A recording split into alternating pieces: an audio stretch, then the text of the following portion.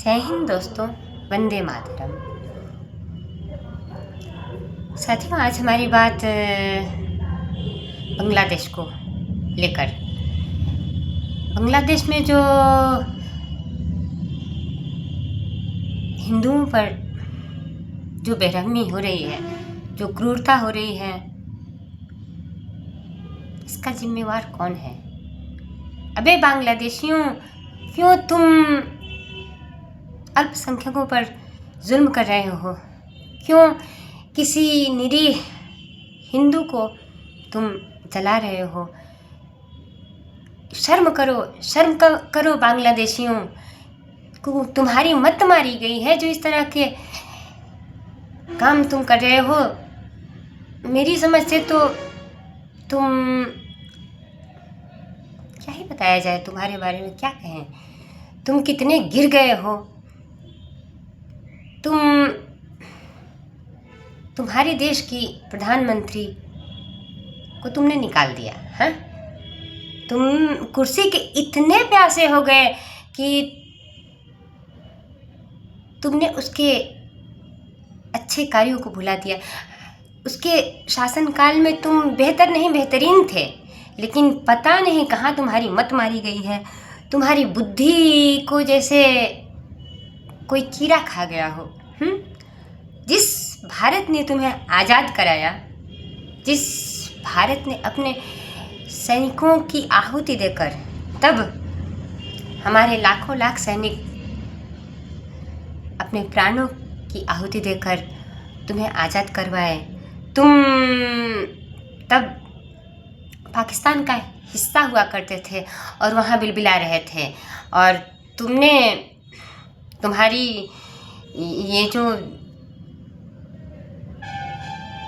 तुम्हारी दशा हमसे देखी नहीं गई।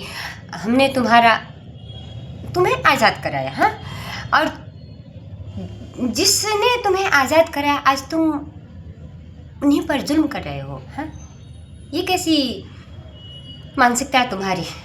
तुम कुर्सी के इतने प्यासे हो गए हो कि तुम अपने ही देश में इस तरह के तांडव कर रहे हो। क्या पाओगे ऐसा करके? क्यों हिंदुओं पे जुल्म कर रहे हो? क्यों तुम इतने बेरहम हो गए हो? क्यों तुम हमारे ऋण को भूल गए? क्या चाहते हो तुम?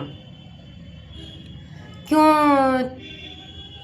इस समय संयुक्त राष्ट्र संघ चुप है? क्यों जो देश अपने आप को बलवान समझते हैं, क्यों चुप हैं? उनको चुप्पी तोड़नी चाहिए ना अपने। तुम जल रहे हो अपने आप को जला रहे हो, अपने देश को जला रहे हो, और तुम्हारे देश की लक्ष्मी हमारे यहाँ, क्या कहा जाए इस बारे में? शर्म करो, इस तरह के अत्याचार नहीं करो। जब तुम